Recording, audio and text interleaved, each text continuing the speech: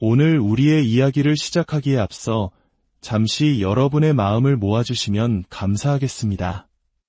만약 오늘 나누는 이야기가 여러분의 마음에 깊은 울림을 준다면 이 은혜로운 말씀을 주변의 소중한 이들과 함께 나누어 주십시오. 하나님의 사랑이 더 널리 퍼져나가는 가장 아름다운 방법이 될 것입니다. 구독과 좋아요를 통해 저희가 계속해서 이 귀한 믿음의 여정을 이어갈 수 있도록 힘을 보태주시는 것 또한 주님의 귀한 축복의 통로가 될 것입니다. 이 시간 말씀을 듣는 모든 분들의 삶 위에 주님의 평강이 가득하기를 기도합니다. 여러분, 혹시 사랑이라는 감정이 우리를 어떻게 행동하게 만드는지에 대해 깊이 생각해 보신 적이 있으신가요? 저는 오래전 인신매매라는 끔찍한 단어의 의미조차 제대로 알지 못했던 시절이 있었습니다. 어느 날 저녁 식사 자리에서 한 분과 대화를 나누게 되었는데 그분이 바로 이 비극적인 현실의 최전선에서 일하는 분이었습니다. 그가 들려주는 이야기는 제게 거대한 충격으로 다가왔습니다. 그날 밤 호텔방으로 돌아온 저는 잠을 이룰 수가 없었습니다. 침대에 누워 눈을 감자 끔찍한 상상이 꼬리에 꼬리를 물고 이어졌습니다. 만약 내 사랑하는 두 딸이 누군가에게 납치되어 세상 어딘가에서 노예처럼 살고 있다면 나는 어떻게 할까? 그 상상 속에서 저는 다음 주일 아무 일 없었다는 듯이 교회 강단에 서서 평소처럼 차분하고 교양 있는 설교를 할 수 있을까요? 절대로 불가능할 겁니다. 아마 저는 강단을 내던지고 성도들을 향해 미친 듯이 소리치고 있었을 겁니다. 여러분, 지금 우리가 이렇게 앉아 있을 때가 아닙니다. 당장 무언가 해야 합니다. 라고 절규하며 여러분 중에는 재력이 있는 분도 있고 특별한 능력을 가진 분도 있지 않습니까? 우리가 가진 모든 것을 동원해서 내 딸들을 찾아야 합니다. 라고 외쳤을 겁니다. 제 남은 인생 전부를 오직 딸들을 찾는 일에 바쳤을 겁니다. 이것은 내 딸을 찾는 것이 옳은 일이라고 생각한다는 이성적인 판단의 문제가 아닙니다. 그것은 사랑에서 비롯된 너무나도 당연하고 유일한 본능적인 반응입니다. 사랑하는 대상을 잃었을 때 그것을 되찾기 위해 모든 것을 거는 것. 그것 말고 다른 선택지가 있을 수 있을까요? 하나님께서 우리를 바라보시는 마음이 바로 이와 같지 않을까 저는 그날 밤 깊이 깨닫게 되었습니다. 우리가 고통받는 이웃들, 특히 전 세계에서 신음하는 하나님의 자녀들을 바라볼 때 그저 돕는 것이 옳은 일이니까라며 약간의 돈을 기부하는 것으로 만족해서는 안 됩니다. 우리의 마음 깊은 곳에서부터 불길이 타올라야 합니다. 마치 내 자식이 고통받는 것처럼 아파하며 그들을 구하기 위해 무엇이든 하려는 아버지의 마음. 그것이 바로 하나님께서 우리에게 원하시는 사랑의 모습입니다. 성경은 우리에게 그리스도인의 의무라는 무거운 짐을 지우는 책이 아닙니다. 오히려 성경 전체는 바로 이 사랑에 대한 이야기로 가득 차 있습니다. 오늘 우리가 함께 묵상할 요한복음 15장은 그 사랑의 정수를 보여줍니다. 제가 요즘 이 말씀에 완전히 사로잡혀 있는데 읽으면 읽을수록 이전에 미처 깨닫지 못했던 놀라운 진리들이 제 마음을 뒤흔들고 있습니다. 요한복음 15장 7절부터의 말씀을 들어보십시오. 이것이 과연 하지 말라는 식의 딱딱한 규칙 목록처럼 들리시는지요? 너희가 내 안에 거하고 내 말이 너희 안에 거하면 무엇이든지 원하는 대로 구하라 그리하면 이루리라. 너희가 열매를 많이 맺으면 내 아버지께서 영광을 받으실 것이요 너희는 내 제자가 되리라. 아버지께서 나를 사랑하신 것 같이 나도 너희를 사랑하였으니 나의 사랑 안에 거하라. 내가 아버지의 계명을 지켜 그의 사랑 안에 거하는 것 같이 너희도 내 계명을 지키면 내 사랑 안에 거하리라. 내가 이것을 너희에게 이름은 내 기쁨이 너희 안에 있어 너희 기쁨을 충만하게 하려 함이라. 내 계명은 곧 내가 너희를 사랑한 것 같이 너희도 서로 사랑하라 하는 이것이니라.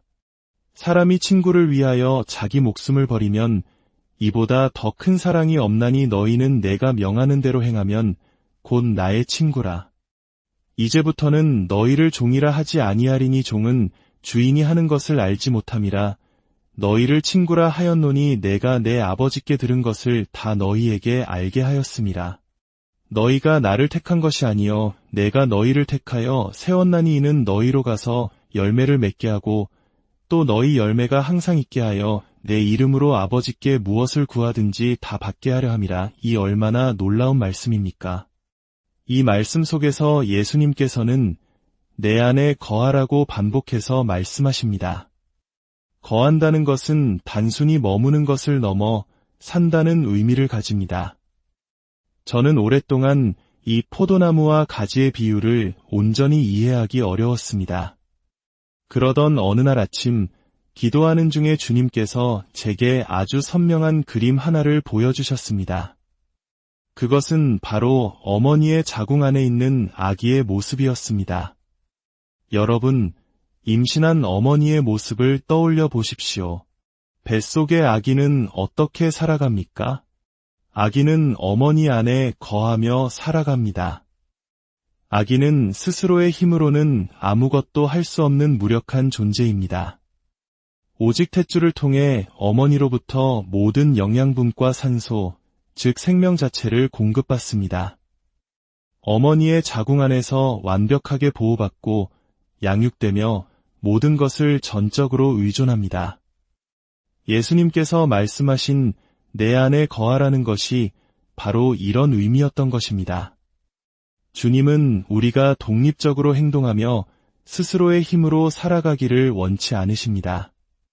마치 아기가 이제 탯줄을 끊고 내 힘으로 살아볼게요. 가끔 연락드릴게요. 라고 말할 수 없는 것처럼 말입니다.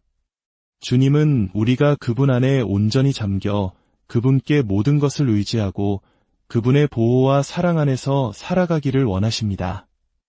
매 순간 주님, 저는 주님 없이는 아무것도 아닙니다. 저는 주님의 자궁 안에 있는 아기와 같습니다. 저를 보호하시고 먹이시고 살려주십시오 라고 고백하기를 바라시는 것입니다. 이것이 바로 하나님께서 우리에게 원하시는 관계입니다. 예수님께서 예루살렘을 보며 탄식하셨던 말씀을 기억하십니까? 암탉이 그 새끼를 날개 아래에 모음같이 내가 내 자녀를 모으려 한 일이 몇 번이더냐 그러나 너희가 원하지 아니하였도다. 주님은 우리를 그분의 따뜻한 날개 아래 그분의 안전한 품 안에 품기를 간절히 원하십니다. 우리가 이렇게 주님 안에 온전히 거할 때 놀라운 일이 일어납니다. 주님은 말씀하십니다. 너희가 내 안에 거하고 내 말이 너희 안에 거하면 무엇이든지 원하는 대로 구하라. 그리하면 이루리라. 이것은 우리가 억지로 하나님께 무언가를 해달라고 조르는 기도가 아닙니다. 오히려 하나님께서 우리를 통해 이대한 일을 이루시기를 우리보다 더 간절히 원하신다는 뜻입니다. 우리가 많은 열매를 맺는 것을 통해 아버지 하나님께서 영광을 받으시기 때문입니다. 하나님은 우리 같은 평범하고 연약한 사람들을 통해 그분의 놀라운 능력을 나타내 보이기를 기뻐하십니다. 그리고 예수님께서는 성경에서 가장 믿기 힘든 가장 엄청난 말씀을 하십니다. 9절입니다. 아버지께서 나를 사랑하신 것 같이 나도 너희를 사랑하였으니 잠시 이 말씀의 무게를 느껴보십시오. 영원 전부터 성부 하나님께서 성자 예수님을 사랑하신 그 완전하고 무한하며 완벽한 사랑, 그 사랑과 똑같은 사랑으로 예수님께서 바로 당신을 그리고 저를 사랑하신다는 것입니다. 우리의 이성으로는 감히 상상조차 할 수 없는 사랑입니다. 예수님은 그저 우리에게 나의 이 엄청난 사랑 안에 그냥 머물러라. 이 사랑을 받아들이고 누려라고 말씀하고 계십니다. 이것이 어떻게 하라, 하지 말라는 율법적인 규칙일 수 있겠습니까?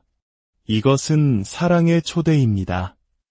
물론 예수님은 계명을 지키라고 말씀하십니다. 하지만 그 계명은 사랑의 결과이지 사랑의 조건이 아닙니다. 내가 사랑하는 딸들이 유괴되었다면 그들을 찾기 위해 내 모든 것을 바치는 행동은 사랑에서 자연스럽게 흘러나오는 것입니다. 마찬가지로 우리가 예수님의 그 엄청난 사랑을 진정으로 깨닫고 그 안에 거하게 되면 그분의 계명을 지키는 것은 더 이상 무거운 짐이 아니라 사랑의 자연스러운 표현이 됩니다. 그분을 실망시켜드리고 싶지 않고 그분이 싫어하시는 일을 하고 싶지 않은 마음이 저절로 생겨나는 것입니다. 그렇다면 그 계명은 무엇일까요? 바로 내가 너희를 사랑한 것 같이 너희도 서로 사랑하라는 것입니다. 이 계명을 주신 이유가 무엇인지 아십니까? 우리의 삶을 얽매고 힘들게 하기 위해서가 아닙니다. 11절은 그 이유를 분명히 밝힙니다. 내가 이것을 너희에게 이름은 내 기쁨이 너희 안에 있어 너희 기쁨을 충만하게 하려 함이라 그렇습니다. 주님은 우리가 기쁨으로 가득 찬 삶을 살기를 원하십니다. 세상의 어떤 것에도 흔들리지 않는 예수님의 그 충만한 기쁨이 우리 안에 있기를 원하십니다.